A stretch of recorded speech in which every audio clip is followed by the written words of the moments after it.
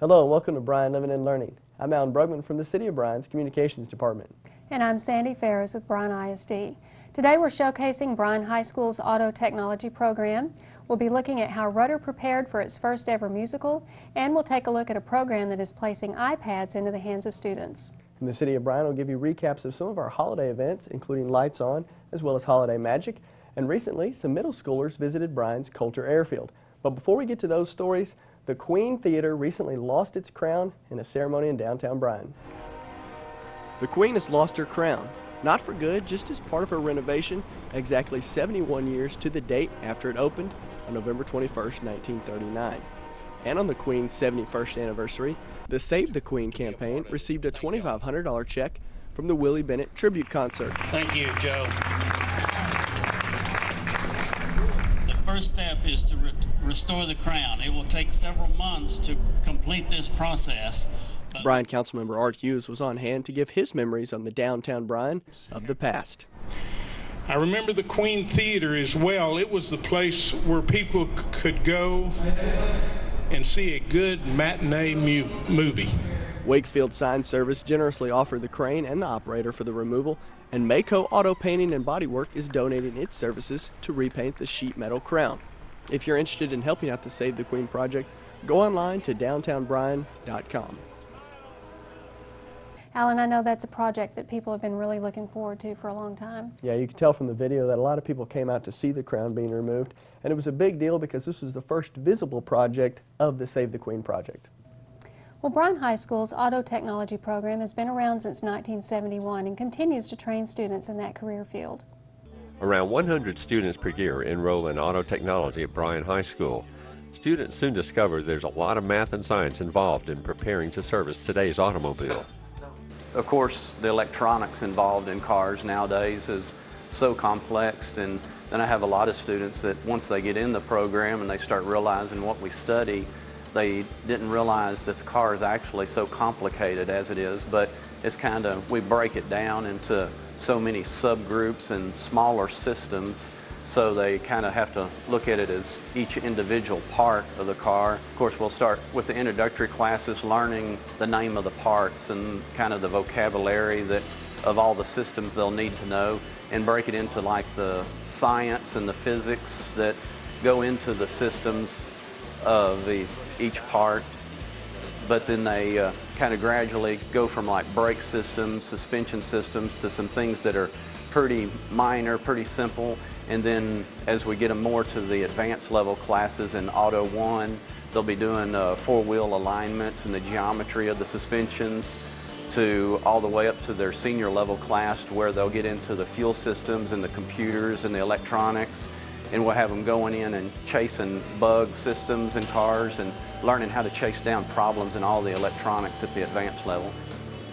At the senior level, at the ending of the program, the students will go out and volunteer and work with a master technician in an auto shop, and they'll work beside them and learn how their day routine goes, and kind of process of diagnosing cars and repairing the cars. And then I've had a lot of them even like where the technician starts to trust the student and stuff, that the students are allowed to kind of help them do repairs on the cars and everything. And a lot of the shops have allowed the students to come in and really work out with it, and they eventually work into phasing them into a job position. And they, once they get there, so far the majority of them don't want to let the students go. They want to keep them there and hire them right away. But we have a bunch of them that will also go on and go for post-secondary education. We'll go on to TSTC College or San Jacinto College in Houston, or Universal Technical Institute in Houston. And we've even had some go into the heavy diesel fields of Caterpillar and go to work with big diesel corporations. We have a certificate of completion that we get to them, and we have the students, if they want to, they have the opportunity to go and take end-of-course exams with ASE that allows them to get a ASE certificate, but it doesn't give them a certification yet until they obtain the 2 years experience of work. And then they would, once they achieve their work experience, then they automatically become ASE certified technician. which easily happens in the first year or two after the student graduates high school. Every spring, students attend the District Skills USA competition and often bring home several first-place trophies and advance to the state conference, where they have a history of finishing in the top 10% of schools throughout the state. Well, Sandy, that program's been around almost 40 years. I imagine they've seen some big changes in the technology. They really have, and one of the neat things about the program is those partnerships with the dealerships around town has really helped them stay current in the technology. Recently, the city of Bryan hosted 2 big holiday events. The first one was in downtown Bryan for our Lights On celebration, and the second took over Sue Haswell Park for Holiday Magic. 3, 2, 1, lights on! Yay! The 3rd annual Lights On celebration was held recently in downtown Bryan. The evening was highlighted by a welcome speech from Mayor Jason Bianski. Welcome to historic downtown Bryan. We've moved it from Thursday night to Friday night so all the families can come out and stay late and shop and eat and enjoy the historic downtown Bryan tonight. The crowd was treated to free cookies and hot cider as they gathered in Gloria Stephan Sale Park. Once the lights went on, the picture taking began around the Christmas tree. As onlookers toured the downtown lights, they were treated to a Christmas tree display at the Forsyth Center Gallery, as well as downtown window displays at various businesses. The evening's events were capped off by a free showing of How the Grinch Stole Christmas at the Palace Theater. The Snow Hill was in Sue Haswell Park, which means holiday magic. The free event featured an appearance by Santa, fun games, and giveaways all throughout the park. Attendees heard sounds of the holidays from 2 Bryan Middle School choirs and had hot chocolate and cookies at the pavilion. Well, Sandy, we saw some BISD performance groups down there at Holiday Magic, and I understand there was recently a performance down over at Rudder as well. There was. They had their first ever musical, Give My Regards to Broadway, so we spent a little time with them to see just what it takes to put on a show like that. It is Rudder's first musical, and I wanted to do one the last 2 years, but we haven't had consistency with the choir program, and there's no way I could do a musical alone, because I don't even read music, but I love musicals. So when Miss Angel came on board, she said, I want to do a musical, and I said, oh, I've already ordered one, a simple one that I could do with a CD if I had to.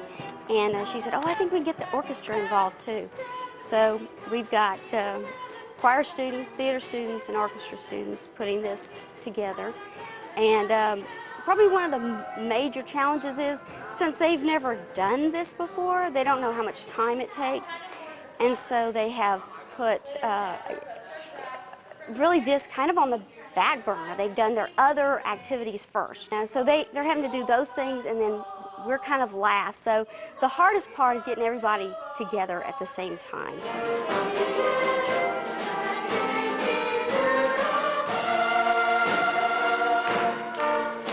Well, we have 20 students involved total, probably with the exception of about 4 or 5. Most of those are choir students, and then the rest are involved in both theater and choir. Some are just theater, but for the most part, being a musical, we were looking for those people that could sing as well as act. It's always more of a challenge to have the boys because there's not as many. And this being our first, we had a narrow selection because we don't have that many boys in choir yet. And so to find good singers that we felt could act and also match what the girls could sing, that was kind of a challenge. But I think they've done a really great job. Well, Sandy, I think it's neat that that big production was more than just the drama department. It really was. They had choir students who helped with the singing. They had band and orchestra students who helped out with the live music. So it really was a collaborative effort. Recently, the mayor of Bryan took a little time out to read to students and their parents during Johnson Elementary's Family Reading Night. It's a great book that we picked out. It's called Mayor for a Day. At Family Reading Night, Johnson Elementary students had a recent visit from Bryan Mayor Jason Bianski as he stopped by to read and stress the importance of literacy. And turning to the crowd, Davy said, "From this moment on, I am no longer the mayor. I resign." This night he had a special guest as his daughter Becca came to help Dad read to the kids. Davy, he ate and ate and ate. It was his best meal ever. This was the 16th annual family reading night at the school, and Johnson's staff estimated that 400 people attended. Well, Alan, we were glad to have the mayor with us at Johnson that night. I understand there were some other people there as well. There were. Former A&M football great Dat Wynn was there with his family to read to the kids. We also saw members of the Texas A&M women's basketball team. Well, Bryan ISD is always looking for ways to integrate technology with academics. With that in mind, some classrooms are receiving new Apple iPads. Well, the technology department decided that they wanted to do an in-house grant for teachers so that we could see who might be interested in using iPads with students. And so we put out an application to all of the teachers in all the faculty conferences and had them apply.